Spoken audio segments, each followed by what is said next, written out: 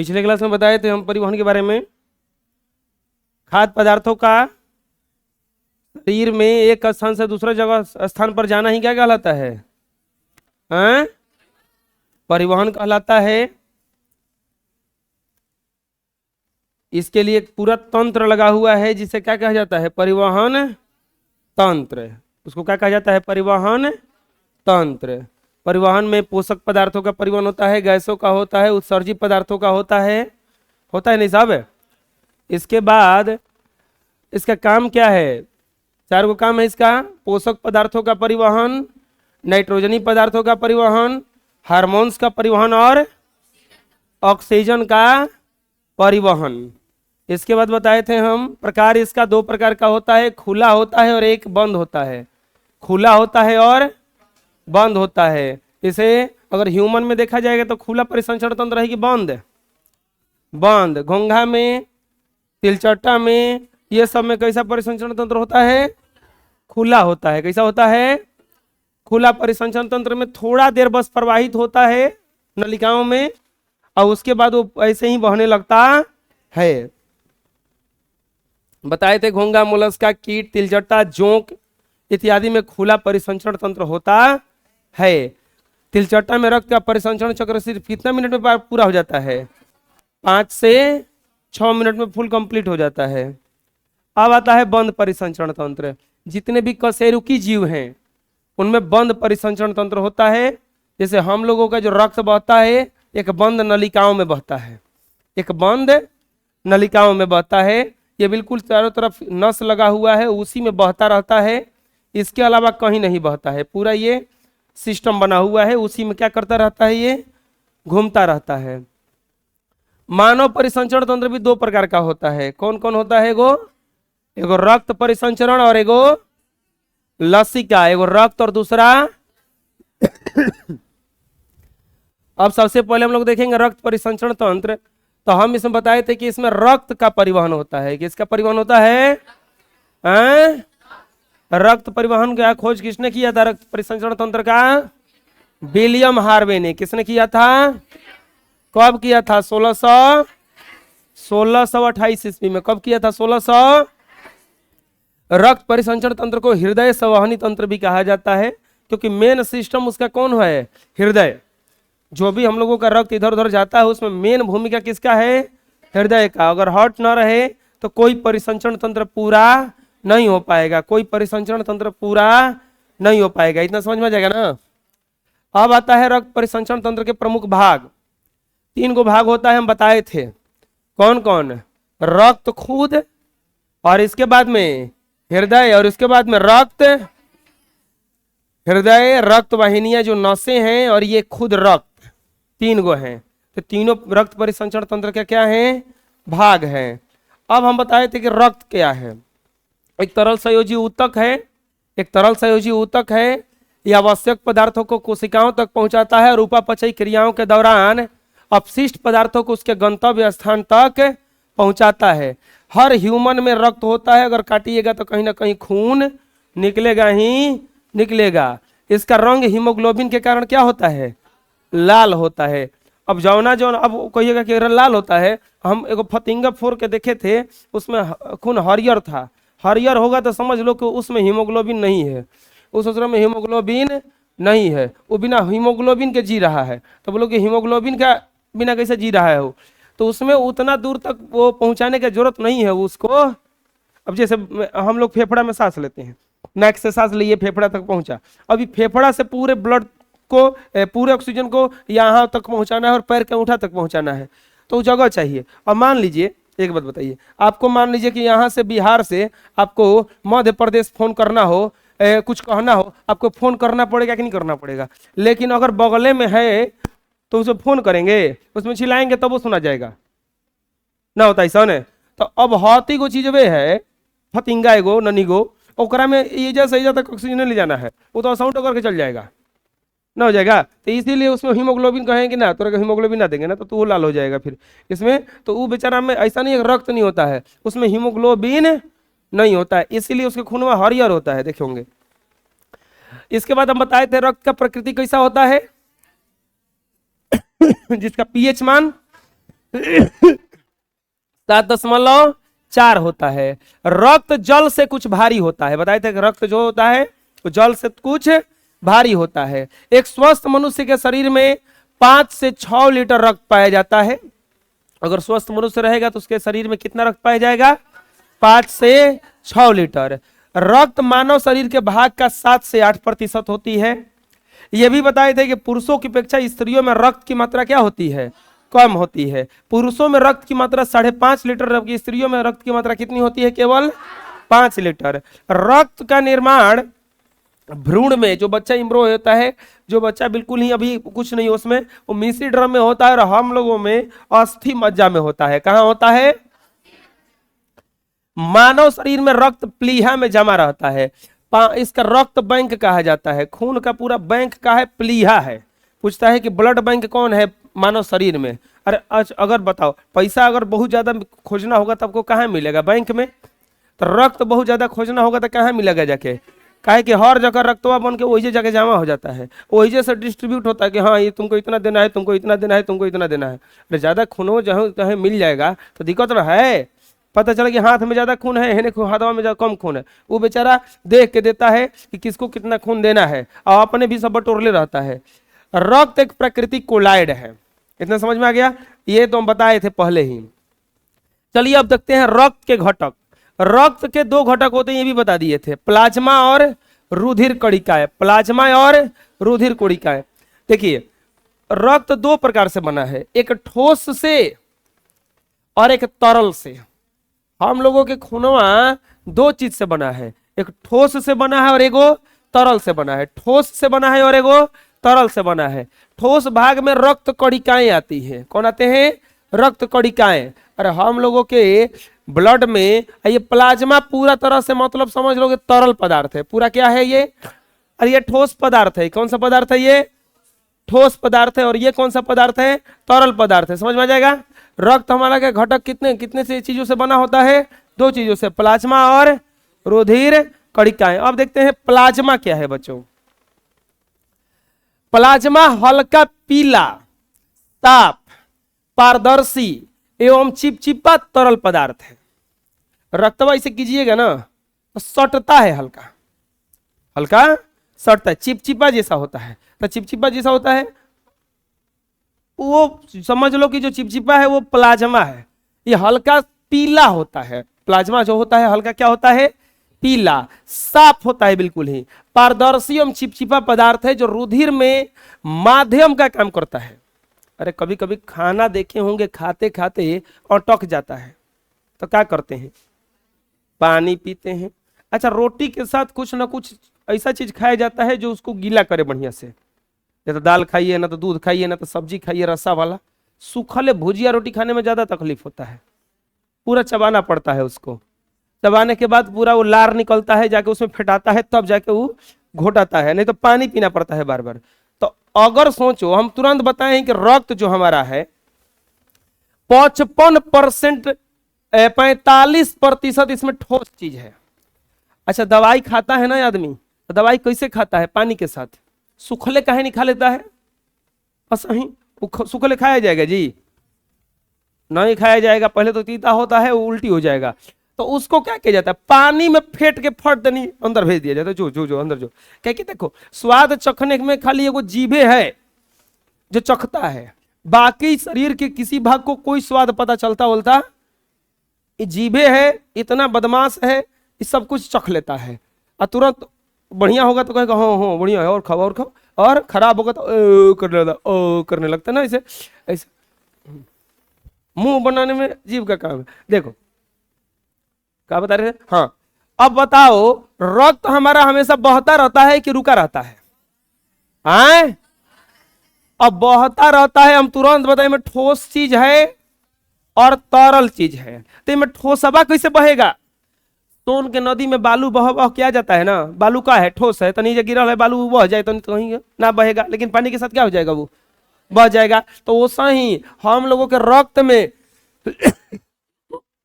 ठोस चीज को बहवाने के लिए, एक जगह से दूसरे जगह ले जाने के लिए कौन काम करता है? तो वही कह रहा है कि रुधिर में माध्यम का कार्य करता है। इसमें रक्त कणिकाएं सर्वत्र रूप से फैली होती है। आयतन के हिसाब से पूरे रक्त का 55% भाग होता है। 55% प्लाज्मा होता है, तो 45% क्या हो जाएगा? ठोस चीज, रक्त कणिकाएं, क्योंकि ये खुद बैठा है कितना परसेंट लेके, और इस 55% में 90% पानी रहता है। रक्त में 90% क्या रहता है? पानी रहता है। 10% कार्बनिक पदार्थ और प्रतिरक्षी पदार्थ उपस्थित होता है। बाकी 10% में ये सब चीज रहता है। इसमें 90% क्या रहता है? पानी। बोलो, प्लाज्मा हल्का पीला साफ पारदर्शी एवं चिपचिपा तरल पदार्थ है जो रुधिर में माध्यम का कार्य करती है। इसमें रक्त कणिकाएं सर्वत्र रूप से फैली रहती है। यह आयतन के हिसाब से पूरे रक्त का 55% भाग होता है।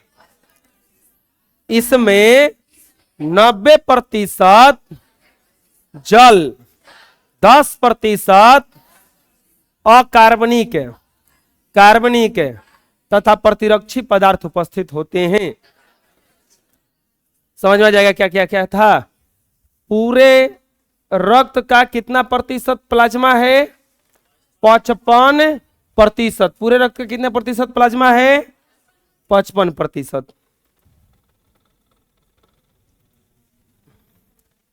अब आता है कुछ रिमार्क्स है इसका। प्लाज्मा में कार्बनिक पदार्थों में पचे हुए भोज्य पदार्थ, प्रोटीन और उत्सर्जी पदार्थ पाए जाते हैं। प्लाज्मा में पाए जाने वाले प्रोटीन प्लाज्मा प्रोटीन कहलाते हैं। पचे हुए भोज्य पदार्थ में एमिनो अम्ल, ग्लूकोज, ग्लिसरॉल, विटामिन, कोलेस्ट्रॉल, वसीय अम्ल भी पाए जाते हैं। प्रोटीन में क्या क्या होते हैं? फाइब्रोनोजिन, प्रांथोबिन, ग्लोब्यूलिन, एल्ब्यूलिन, ये सब। उत्सर्जी पदार्थ में अमोनिया, यूरिया और यूरिक अम्ल होता है। देखो, प्लाज्मा आप तुरंत पढ़े हैं अभी कुछ दिन पहले कि पिछले क्लास में कि रक्त में, देखो बताते हैं होता क्या है।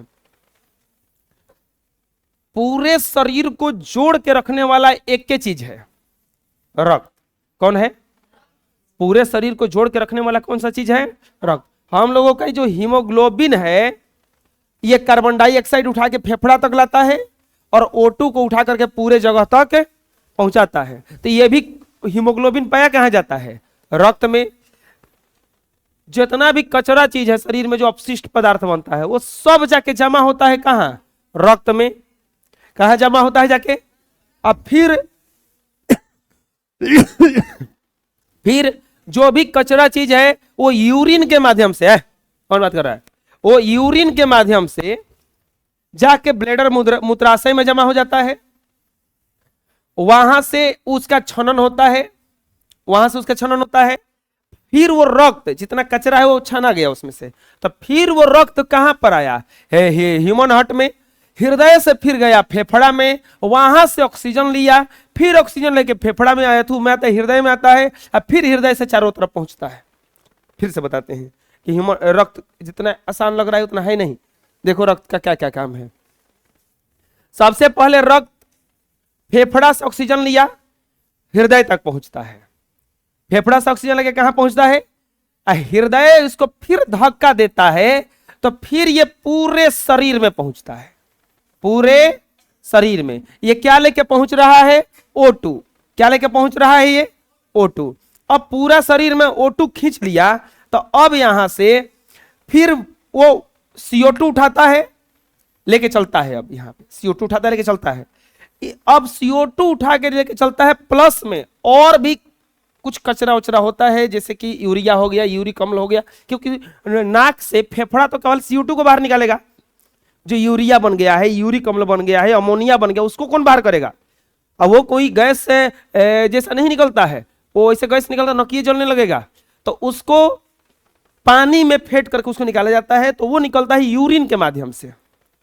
अब यूरिन के माध्यम से निकलने के लिए क्या करता है, अब रक्त सब कचरा उठा के ले जाता है ब्रिक के पास, जिसको किडनी कहा जाता है। अब किडनी वहां से उस सबको छानता है, छान करके खून को फ्रेश करता है, फिर वहां से ब्लड फ्रेश हो गया, लेकिन उसमें ऑक्सीजन नहीं है।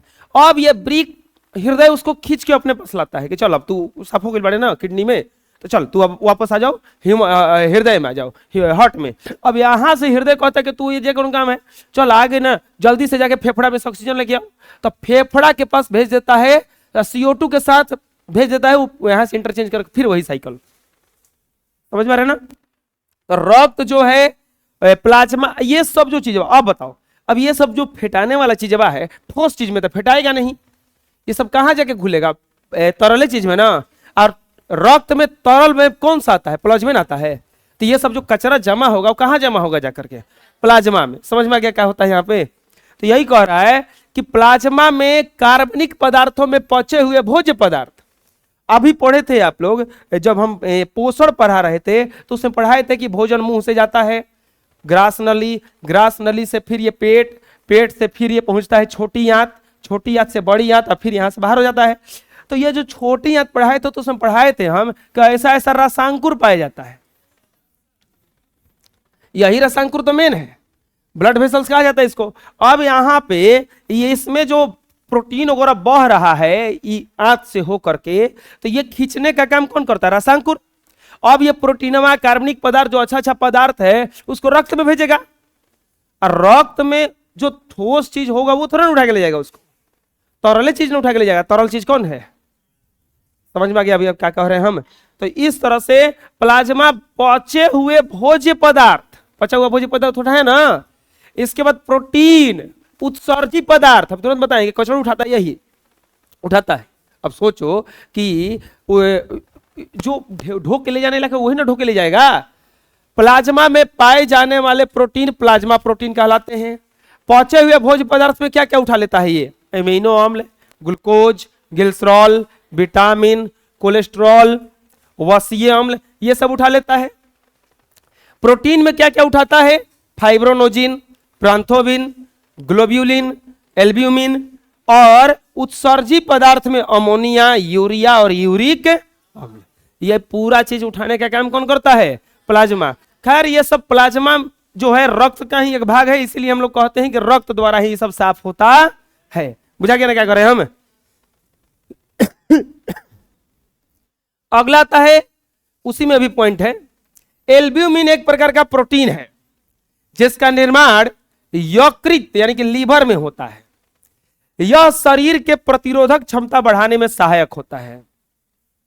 फाइब्रोनोजिन का काम क्या है, यह भी यकृत में बनता है। यह रक्त को जमने या थक्का बनने में सहायक होता है। कहीं कहीं कटा जाता है, खून में तुरंत दबा दिया जाता है, तो वहां पे क्लॉट बन जाता है, थक्का बन जाता है। तो वो फाइब्रोनोजिन का काम क्या है, रक्त का थक्का बनाना। प्लाज्मा में अकार्बनिक पदार्थों में प्रमुख रूप से सोडियम क्लोराइड, सोडियम बाइकार्बोनेट, सूक्ष्म रूप से कैल्शियम के एवं फास्फेट के बाइकार्बोनेट पाए जाते हैं। रक्त जमने पर थक्के वाले भाग को सीरम कहा जाता है, यानी कि फाइब्रोनोजिन रहित प्लाज्मा को सीरम कहा जाता है। देखिए अब ये पॉइंट क्या था, ऑब्जेक्टिव आता है कि फाइब्रोनोजिन रहित प्लाज्मा को क्या कहा जाता है, सीरम कहा जाता है। देखिए फाइब्रोनोजिन क्या करता है, अगर उस रक्त में फाइब्रोनोजिन जब तक जिंदा रहेगा तब तक वो रक्त जमने नहीं देगा, घूमते रहेगा। फाइब्रोनोजिन जब मर जाता है, खत्म हो जाता है, तब ये वहां पे रक्त का थक्का बन जाएगा। रक्त क्या बन जाएगा, थक्का। बोलिएगा कि ये मरेगा कैसे, ऑक्सीजन के प्रभाव में आकर। तो बोलिएगा रक्त में तो ऑक्सीजन बहता है, ऑक्सीजन बहता है, लेकिन उसको हीमोग्लोबिन उठा के ले जाता है जैसे। अब बोलिएगा कि वो कुछ बात हुआ, हीमोग्लोबिन तनी मनी इन्होंने छोड़ना देता होगा, अरे ना छोड़ेगा। आप एक जेब में पैसा ले लीजिए, इस जेब में से पैसा निकलेगा कबू, हे जेब में पैसा ले लेंगे हम, हे में से कतनो निकालेंगे, निकलेगा, निकलेगा कब, जब वो कुछ ये जैसे जेब को दोनों को जोड़ दीजिए, तब कुछ चेंजिंग कीजिएगा, तब संदर्भ चेंजिंग के कर रहा है। दूसरा चीज, अब दो मिठाई लेके जाइए, मान लीजिए कि कहीं जा रहे हैं आप, एगो में अंगूर लिए हैं, एगो में आम लिए हैं, एगो में मिठाई लिए हैं, 2-3 गो में, तो जोना में अंगूर है तो में से ना अंगूर निकलेगा डिब्बा में ले का, जाते जाते से फेंटा जाएगा सब एक में। जब तक फेटिएगा नहीं, वो डिब्बा में बंद करके जा रहा है, तो डिब्बा में बंद करके जा रहा है, तो अब बताइए कि तीनों डिब्बा, अब मान लीजिए चलिए ना एक झोरा में डाल दिए तीनों को, क्या तीनों एक में फेंटा जाएगा? ऐसा ना कि लास्ट में जाते जाते पता चला कि अंगूर वाला में ही चला गया है, इसमें चला गया, सब फेंटा गया है, तो कैसे? जब तक फेटिएगा नहीं। फेंटने के लिए क्या करना पड़ेगा? वो पटकिए झुलवा के कस के, खोल के नहीं डालिए, पटकिए कस के, इन्होंने तोड़िए, शायद डिब्बा फूट फाट के सब एक मिल जाए, हो जाता है ना। और सही देखे होंगे कोई झप्पड़ से ईंटा उटा से मार देता है तो जब खून जम जाता है, एकरा मतलब हीमोग्लोबिनवा जो ले जा रहा था वो फूट गया है। अब फूट गया है तो जब फाइब्रोनोजनवा तनके में ऑक्सीजन से प्रवाह में आके मर जाता है, तो मर जाता है तो बेचारा कहता है कि अब हम कुछ नहीं कर सकते, हम तो मर गए हैं। तो अब जो रक्त का क्या बन जाता है? थक्का बन जाता है। यही से देखे होंगे मम्मी फट नहीं, अरे कहाँ घाव लगल बा बबुआ के, हमरा हल्दी चढ़ा देती है, हल्दी चूना चढ़ा देती है ना। तो ऐसा क्या होता है?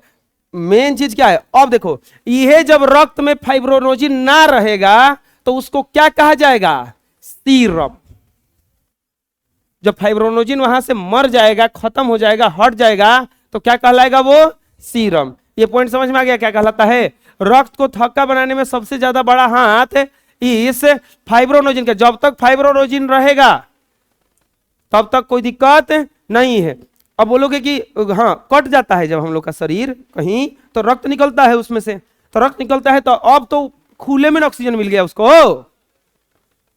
अंदर ऑक्सीजन खोज रहा था। अब देखे होंगे डॉक्टर लोग जब सुई देते हैं तो हल्का सा पनिया गिराते हैं उसमें का, अगर ना गिराते हैं तो उसको डांटिएगा कि तुम गिरा लीजिए पनिया। वो काहे ऐसा करते हैं? देखो अब नस में सुई दे रहा है, चाहे चलो ना कहीं भी सुई दे रहा है, कहीं वो ऑक्सीजनवा का भेंट फाइब्रोनोजिन से हो गया तो उस जगह फाइब्रोनोजिन फट देने क्या करेगा? मर जाएगा, तो रक्त का थक्का बन जाएगा,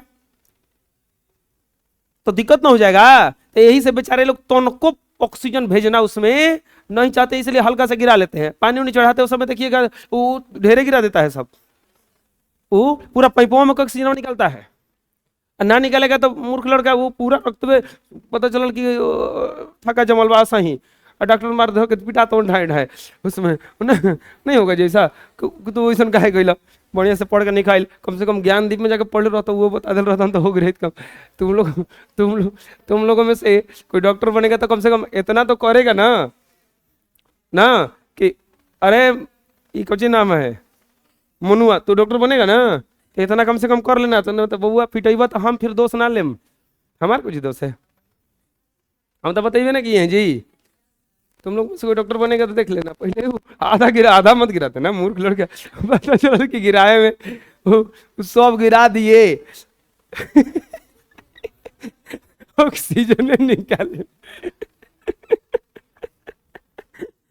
फिर और मारेगा कोई पूछेगा क्या कर रहे हैं, तो ऑक्सीजन निकाल रहे हैं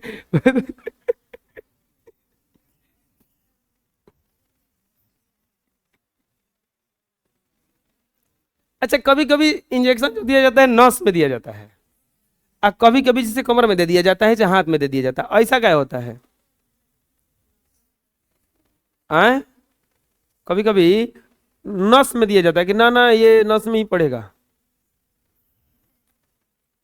सोच लेना। हैं जल्दी के लिए सीरम क्या है? फाइब्रोनोजिन प्लाज्मा ही क्या कहलाता है? सीरम कहलाता है। फाइब्रोनोजिन प्लाज्मा ही क्या कहलाता है? सीरम कहलाता है।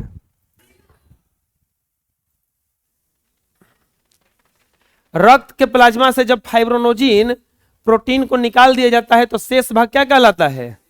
क्या कहलाता है? फाइब्रोनोजिन जब हट जाता है तो क्या कहलाता है? सीरम। क्या कहलाता है? सीरम बराबर होता है plasma minus fibrinogen, plasma minus fibrinogen. अब जब उसमें से निकाल दीजिएगा, उसमें से जब निकाल दीजिएगा तो क्लॉट बन जाएगा, वो रक्त का क्या बन जाएगा? वहां पे थक्का बन जाएगा। रक्त क्या बन जाएगा? अगर किसी का रक्त का थक्का बना है तो उसको समझा सकते हैं, देखिए आपका यहाँ का फाइब्रोनोजिन मर गया है, पूछा रहा है ना। हाँ जैसे कि इसकी खून उन जमा है ना कहीं, तो कहिए कि वहां का फाइब्रोनोजिन क्या हो गया है? वहां पे मर गया है, इसीलिए अब आते हैं रक्त कणिकाएं है। रक्त कणिकाएं 3 प्रकार की होती हैं, याद करो, RBC, WBC, platelets. RBC, WBC, platelets. RBC का मतलब होता है रेड ब्लड कॉर्पिसल्स, डब्ल्यूबीसी का व्हाइट ब्लड कॉर्पसल्स, प्लेटलेट्स का मतलब प्लेटलेट्स होता है। रक्त कणिकाएं कितनी प्रकार की होती हैं? कितनी प्रकार की होती हैं? बोलो। रक्त कणिकाएं प्लाज्मा में तैरती रहती हैं और यह आयतन के हिसाब से 45%, तो 55% हुआ तब 45% न बचा। हम लोग का जो खून ऐसा बहता है, देखो ऐसा होता है उसमें चीज, इसमें जो गोल गोल दिख रहा है चॉकलेट नहीं है, उस मोथ मिल का चॉकलेट आता है नहीं सन, ऐसा चॉकलेट नहीं है, वो यही है आपका आरबीसी। क्या है ये? आरबीसी। इसमें ये वाला डब्ल्यूबीसी है और ये जो दिख रहा है ये यही है आपका प्लेटलेट्स। तो हम लोग का जो रक्त बहता है कुछ इस तरह से बहता है। अब बाकी जो ये पीला वाला भाग है बताओ क्या है? प्लाज्मा है। क्या है? प्लाज्मा में कितना परसेंट पानी है? 90% पानी है। प्लाज्मा में कितना परसेंट पानी है?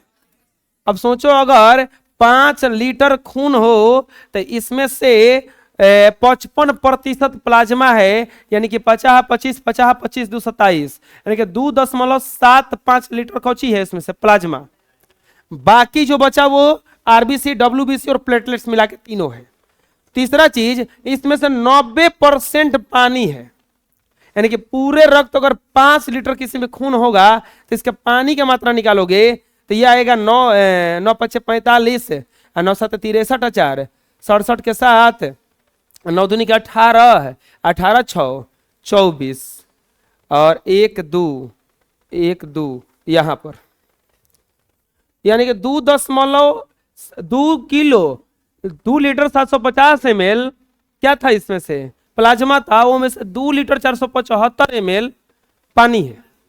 देखिए 5 लीटर खून का इतना पानी होता है। ठीक है, तो ये पूरा हिसाब से होता है। ये कितने प्रकार की होती है? 3 प्रकार की। ये बताओ रेड वाला क्या है और ये जो ये वाला है, हैं? ये जो दिख रहा है कोरोना जैसा, इट्स नॉट अ कोरोना, ये बहुत ही कोरोना नहीं है, ये बहुत ही जरूरी है बबुआ। प्लेटलेट्स गिरता है ना, हालत खराब कर देता है आदमी का, बुझा रहा है ना?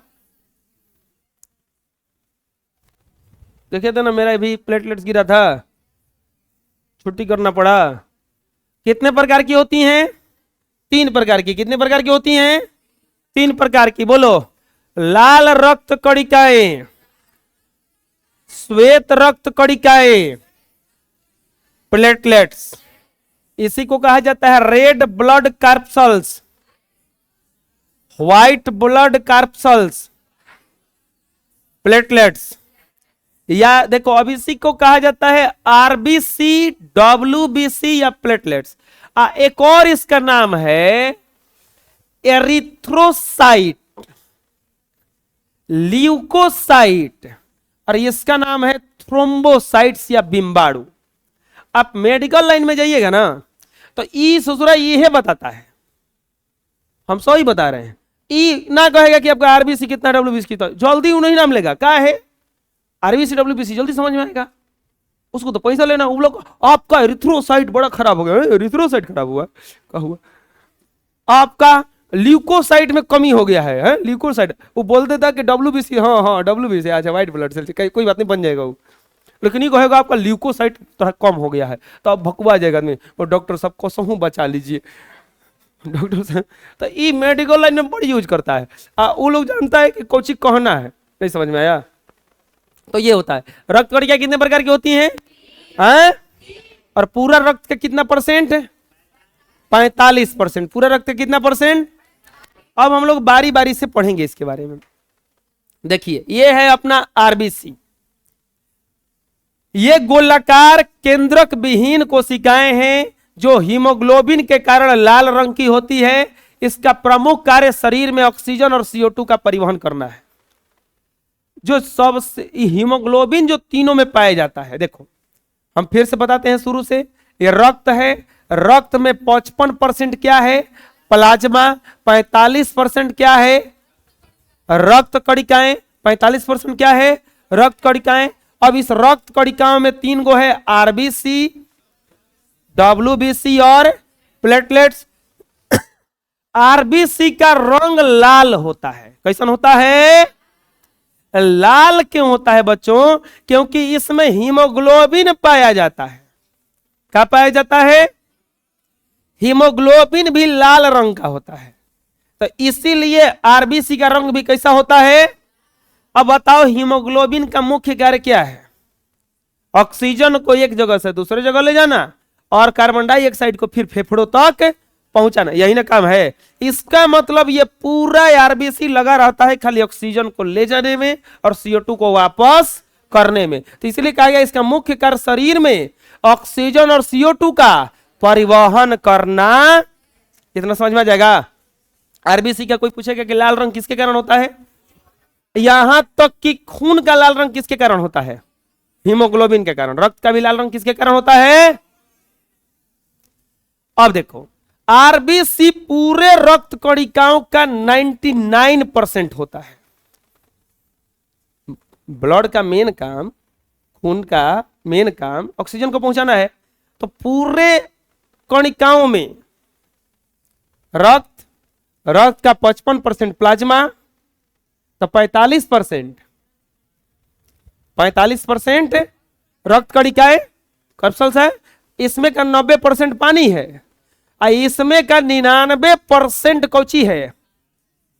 सबसे ज्यादा जगह छिकले है आरबीसी कणिका, इसलिए ज्यादा लाल दिखता है। ना समझ में आया? आरबीसी की कुल संख्या 10 लाख होती है। आरबीसी पूरा अगर स्वस्थ मनुष्य रहेगा तो उसमें कितना होना चाहिए? 10 लाख। आरबीसी के कमी के कारण एनीमिया नामक रोग होता है, ये सबसे ज्यादा बच्चों में होता है, जिसको गांव देहात में अल्मुनिया कहता है सब कोई। तो अल्मुनिया हो गई बा, एनीमिया होता है। बताते हैं एनीमिया में क्या होता है? पीला पड़ने लगेगा शरीर में, थोड़ा सा पीला पड़ने लगेगा, तो इसको ये तुरंत ठीक हो जाता है। थोड़ा सा इन्फेक्शन होगा ना तो तुरंत ठीक भी हो जाता है, ऐसा कुछ नहीं है। तो आरबीसी की कमी के कारण कौन सा रोग होता है? एनीमिया। ऑब्जेक्टिव आया है कि एनीमिया नामक रोग किसकी कमी के कारण होता है? आरबीसी की कमी के कारण। आरबीसी में केंद्रक नहीं पाया जाता है। आरबीसी में केंद्रक और आरबीसी हीमोग्लोबिन के कारण कैसा दिखाई देता है? आरबीसी का जीवन काल कितना दिन होता है? 120 दिन। ये मरता भी है। आरबीसी, WBC और प्लेटलेट्स ये सब मरता है, जीता रहता है। अरे हम लोग के अंदर शरीर जो कोशिका से बना है, कोशिकाएं रोज मरती हैं, रोज जिंदा होती हैं, रोज कुछ मर जाता है और कुछ जिंदा हो जाता है। अब बोले ये कैसे? देखो, मरने का मतलब है टूटती हैं। शरीर जो होता है, एक बच्चा जब जन्म लेता है तो एकदम छोटा सा होता है, और जैसे ही बड़ा होता है तो शरीर में उसका वृद्धि हुआ। अब वृद्धि कब होगा? जब ये टूट टूट करके बढ़ेगा तभी ना। तो वैसे ही आरबीसी, WBC और प्लेटलेट्स भी मरता है। आरबीसी कितने दिन में मरता है? 100। तो बोलेगा मरेगा तो फिर नया होता है। हाँ, क्या तुमको लगता है 10 लाख में मरते रहता है ही? तब तो पता चला कि 10-20 दिन में मर गया सभी। तब चलो ना 120 दिन में, 4 महीना में तो सब मरिए जाएगा ना लास्ट में। तो फिर नया कैसे? फिर हीमोग्लोबिन ना बहेगा? अरे नहीं, ये जिंदा भी होता रहता है, नया बनता भी रहता है। बोलो, आरबीसी रक्त कणिकाओं का कितना % होता है? आरबीसी की कुल संख्या कितनी है? आरबीसी की कमी के कारण कौन सा रोग है? कौन सा रोग?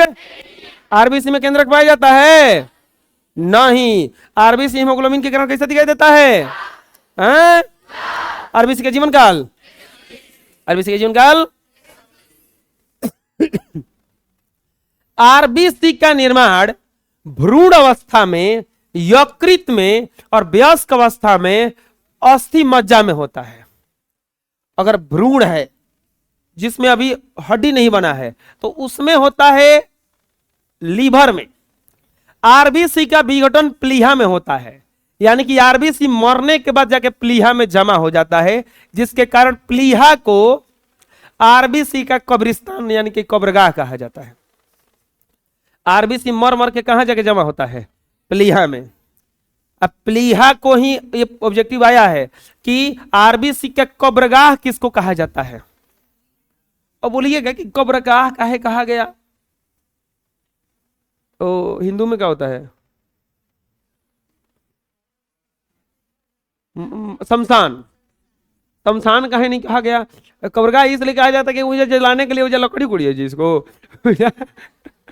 जाग वजह जमा हो जाता है ना, और उसमें जलाने के लिए होता है तो उसको शमशान कहा जाता है। समझ में आ रहा है ना? तो आरबीसी को, आरबीसी क्या बताओ, कब्रिस्तान किसको कहा जाता है? प्लीहा को। स्तनधारियों की आरबीसी में केंद्रक नहीं पाया जाता है, लेकिन ऊंट लामा में केंद्रक पाया जाता है। ये एगो अपवाद है कि आरबीसी में केंद्रक नहीं पाया जाता। केंद्रक का मतलब जो गोल गोल होता है ना, तो उसमें बीच में कुछ होता नहीं है, वो एक जैसा रहता है। अब कोनो कोनो चॉकलेट खाते होंगे तो बीच में से क्रीम निकलता है, और कोनो कोनो खाते हैं तो क्रीम नहीं निकलता है। तो क्रीम वैसे ही समझ लो कि जिसमें क्रीम है उसमें केंद्रक है, तो वैसे ही समझ लो कि आरबीसी में कुछ निकलेगा नहीं, वो एक जैसा होता है, तो उसमें केंद्रक नहीं पाया जाता है। बताओ आरबीसी का कब्रगाह किसको कहा जाता है? आरबीसी का जीवन काल कितना दिन? आरबीसी का जीवन काल कितना दिन? आरबीसी लाल होता है क्यों? आरबीसी पूरे रक्त के कितने परसेंट? रक्त कणिकाएं कितने प्रकार की? कितने प्रकार की?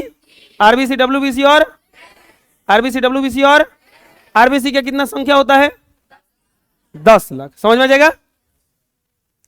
लाल रक्त कोशिकाएं ऑक्सीजन वाहक है। कैसे?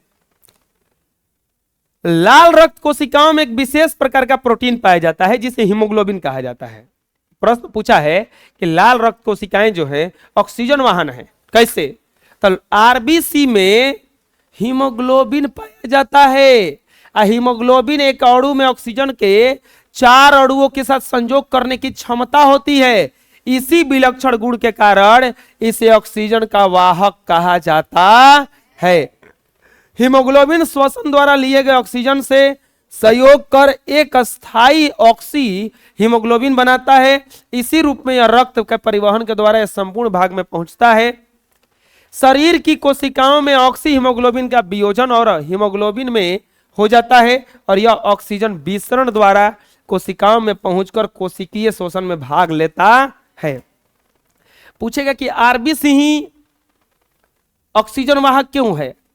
क्या कारण है कि आरबीसी को ऑक्सीजन का वाहक कहा जाता है? प्यारे बच्चों, आरबीसी में पाया जाता है हीमोग्लोबिन। क्या पाया जाता है?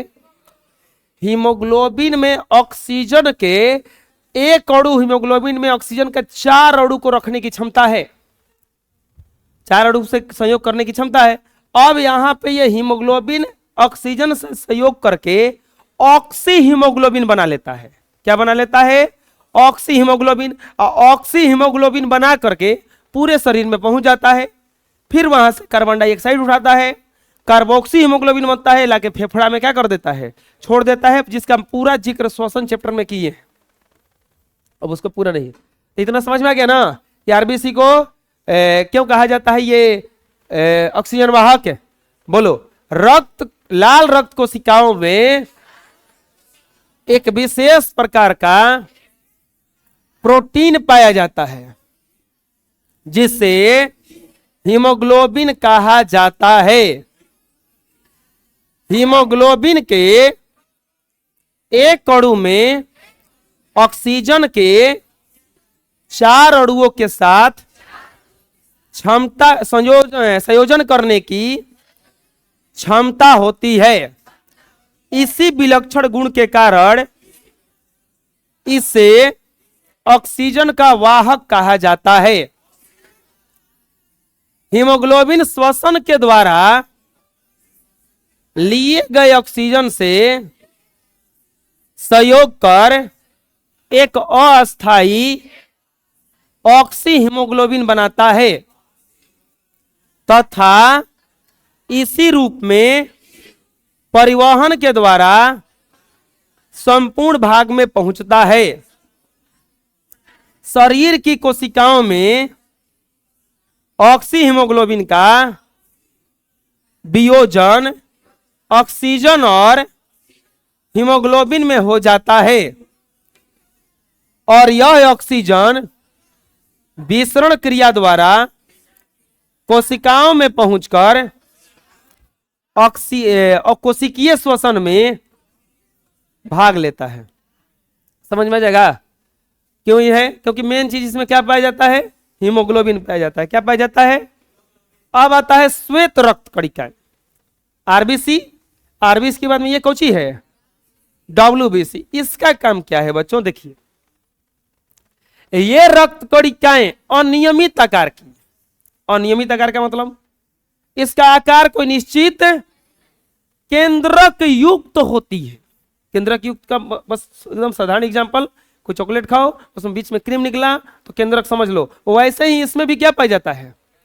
हीमोग्लोबिन नामक वर्णक इसमें नहीं रहता है, इस कारण से यह रंगहीन होता है। अब जलेबी भी खाते होंगे तो कोनो कोनो जलेबी बिना रंग के छान देता है तो देखने में लाल नहीं लगता है, हल्का सा चपीला नहीं लगता है। इनका कौन रंग होता है? नारंगी होता है। लेकिन खाने में तो वही चीज है, बस रंग नहीं डाला तो लाल नहीं हुआ। इसी तरह से डब्ल्यूबीसी में हीमोग्लोबिन नहीं है, तो हीमोग्लोबिन नहीं तो बेचारा रंगहीन होता है। लेकिन इसका काम क्या है? यह संक्रमण से शरीर की रक्षा करता है और इसका जीवन काल 1 से 4 दिन होता है। डब्ल्यूबीसी का खाली जीवन काल कितना दिन होता है? 1 से 4 दिन। हम लोगों के शरीर में जो संक्रमण हो रहा था, जैसे अभी कोरोना वायरस आया था, कोरोना वायरस में सबसे ज्यादा प्रभावित ये डब्ल्यूबीसी था। वो जाके डब्ल्यूबीसी क्यों क्या कर दे रहा था? मार दे रहा था पहले ही। मान लो कि 4 दिन जीना है बेचारा के, वो डब्ल्यूबीसी के एक ही दिन मुंगा दे रहा था। और जब एक ही दिन मुंगा जाएगा तो संक्रमण शरीर में हो जाएगा, पूरा शरीर में मतलब गंदगी से भर जाएगा, कचरा से भर जाएगा। कचरा का मतलब ऐसा में समझना कि गोबर और माटी से भरेगा। शरीर में भी कचरा होता है, जैसे शरीर में कचरा बता रहे कैसा न, जैसे कि हाँ चलो, यूरिया का मात्रा ज्यादा बढ़ गया, यूरिक अम्ल का मात्रा ज्यादा बढ़ गया। यूरिक अम्ल का जब मात्रा बढ़ता है तो देखे होंगे हड्डी ओडी में क्रैम्प होने लगता है, ये दर्द होने लगता है, तो कचड़े ना है जाके जमा हो गया। तो वैसे ही तो ये जो सबसे ज्यादा काम करता है डब्ल्यूबीसी, वो उसी को साफ करता है, संक्रमण से बचा के रखता है। अब तो ये मर गया, ये मर गया तो संक्रमण से शरीर को बचाएगा कौन? शरीर तुरंत मरेगा यहाँ पे। तो ये कितना होता है? ये क्या कितना दिन जीवन काल होता है इसका? केवल 1 से 1। बताओ डब्ल्यूबीसी का कोई आकार होता है? इसमें जब हम दिखाए होंगे तो ये देखिए, ये डब्ल्यूबीसी तो ना बड़ा है, ये छोटा है, ये छोटा है, ये छोटा है ना। तो ये कोई निश्चित आकार का नहीं होता है। ये शरीर से संक्रमण की क्या करते हैं बच्चों? रक्षा करते हैं। डब्ल्यूबीसी की संख्या 10,000 होती है। आरबीसी की संख्या कितनी होती है? 10 लाख। और इसकी संख्या कितना होता है?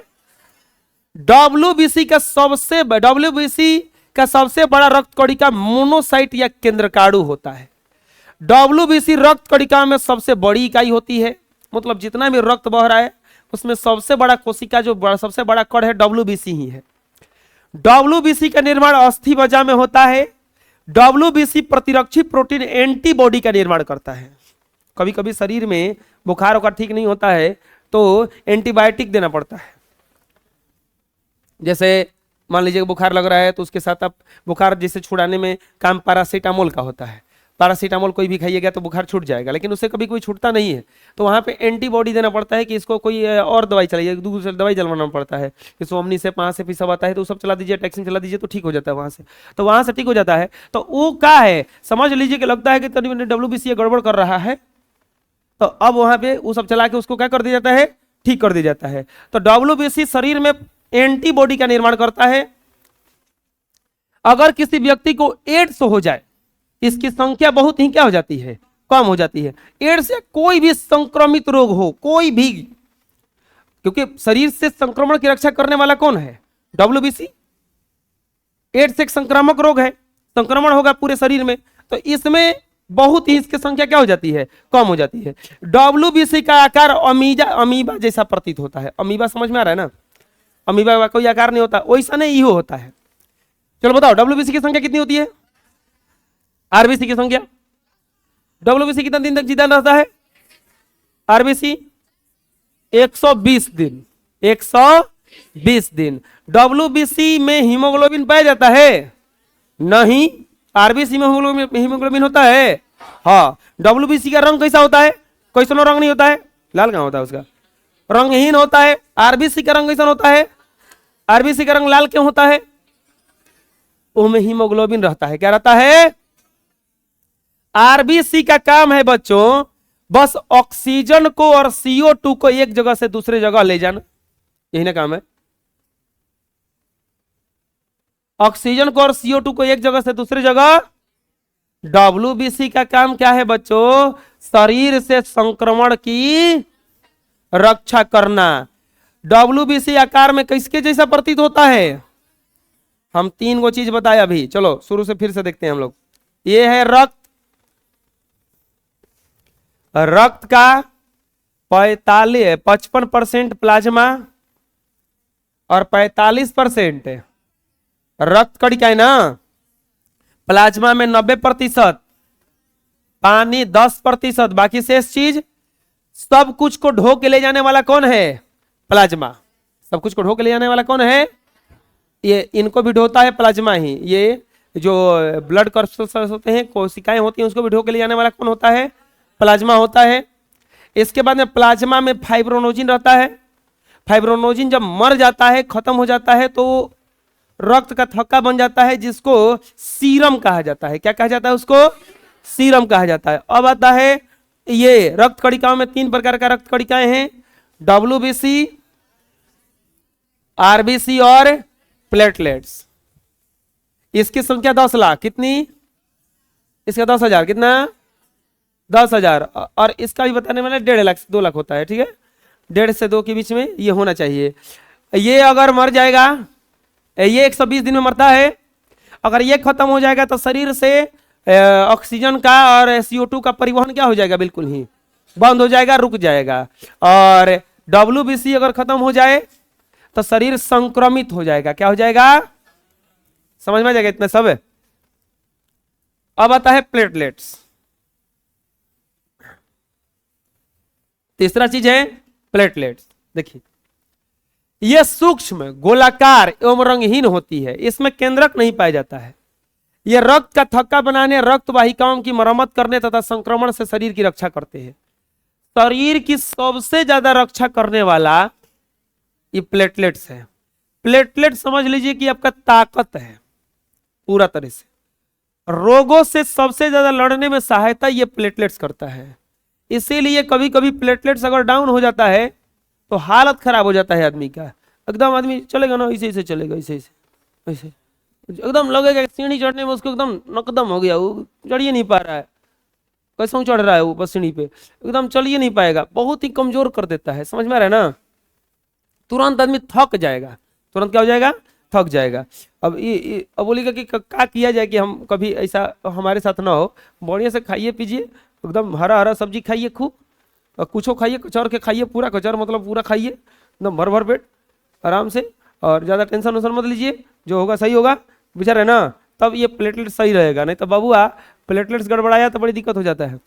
कभी कभी प्लेटलेट्स क्या होता है ना, गड़बड़ा जाता है तो प्लेटलेट्स चढ़ाना पड़ता है।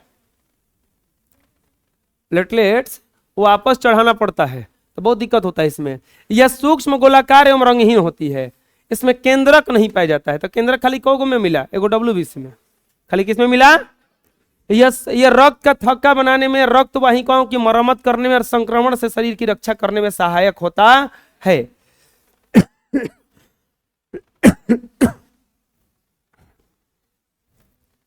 ये देखिए व्हाइट ब्लड सेल्स है, ये है अपना प्लेटलेट्स। क्या है ये?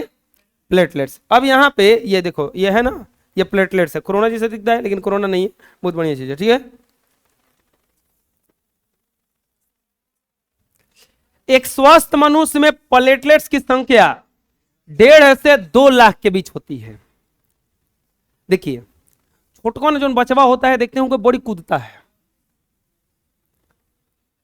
वो लोग थकता ही नहीं है।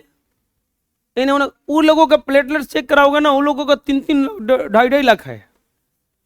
आप देखे होंगे ज्यादातर हम बता रहे हैं घर की जो बहुएं होती हैं, एकदम लगता है कि एकदम थकल रहती हैं। हाँ। अरे वो होता क्या है ना, वो सास ससुर इतना उनसे काम करवा दिए हैं और उसका कभी प्लेटलेट बेचारी का जांच नहीं करवाते हैं ले जाके। वो काम करवाना चाहते हैं जेसीबी जैसा, और काम एकदम उसका हो सकता है प्लेटलेट्स गिर के 80,000 रुपये आया हो, अकोरे ना तानतिया तान के सूतल बिया। अरे भैया उसका प्लेटलेट्स हो सकता है गिर गया हो, समझ में आ रहा है ना। तो ये वही छोटका बचवा एकदम कूदता रहता है। अगर ऐसा कभी हो ना कि मतलब ऐसा, तो उसका लेकर प्लेटलेट जांच करवाइए, हो सकता है कि कम है तो थोड़ा खिला पिला के बढ़िया से काम उसको ठीक कर दीजिए, फिर आराम से वो दौड़ दौड़ के काम करने लगेगा सब। पूछा रहे ना। इसकी संख्या कितनी होती है जी? 1.5 से। इसका जीवन काल कितना दिन होता है? इसका निर्माण जो होता है अस्थि मज्जा में होता है, यही ना हड्डी है। इसका निर्माण क्या होता है? अस्थि मज्जा में होता है। चलो बताओ, आरबीसी का जीवन काल सबसे ज्यादा जिंदा दिन रहने वाला कौन है? आरबीसी। इसके बाद प्लेटलेट की संख्या, आरबीसी की संख्या 10 लाख, इसकी संख्या 1.5 से 2 लाख। हम अपना जज कराए थे शायद 56,000 मेरा आ गया था, ये बहुत ही कम था, तो बहुत गड़बड़ था। फिर वो सब प्रोसेस करना पड़ा, दवाई खाना पड़ा बड़ी ज्यादा। ठीक है, इसमें बड़ी खराब चीज है जी। अगर समझ लो, अगर ये 10-12 हजार रुपये आ गया, अब प्लेटलेट्स ना चढ़ाया गया, तो पक्का है कि क्या हो जाएगा, वहां से खत्म। तो इसीलिए उसमें काम हम नहीं करवाया जाता उस आदमी से। काम हम करवाइएगा तो क्या ना और दिक्कत हो जाएगा, तो सदा के लिए दिक्कत हो जाएगा ना उसमें। तो इसीलिए तो इसका संख्या कितना होता है? 1.5 से। इसका जीवन काल कितना दिन होता है? इसका निर्माण कहाँ होता है? ये आरबीसी, डब्ल्यूबीसी और प्लेटलेट्स पूरा समझ में आ गया कि क्या क्या है? अरे बोलो।